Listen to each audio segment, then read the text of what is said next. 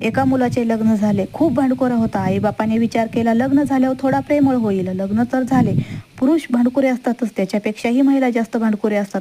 मुलीच्या आईवडिलांनी पण हाच विचार केला होता की लग्न झाल्यावर घरामध्ये संसारामध्ये व्यस्त होईल. परंतु जिथे दोन भांडखोरी माणसं असतात तिथे भांडण कमी नसतात, दोन गुन्हा पण नसतात, अनंत गुन्हा होत असतात.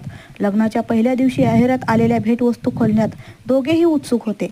पहिला डबा हातात आला, खूप चांगला पॅकिंग केला होता.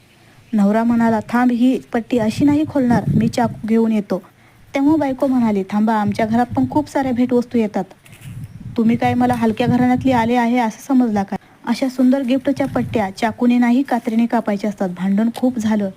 पट्टी चाकूने कापायची का कात्रीने कापायची? दोघांच्या इज्जतीचा प्रश्न होता. भांडण एवढं वाढलं की लग्नाचा पहिला दिवसही पूर्ण गेला. काही महिन्याने दोघांचा तलाक झाला. तात्पर्य, काही माणसांना असे वाटते की लग्न झाल्यावर मुलगा आणि मुलगी एक दुसऱ्याबरोबर सुधारतील, परंतु हे 90% संभव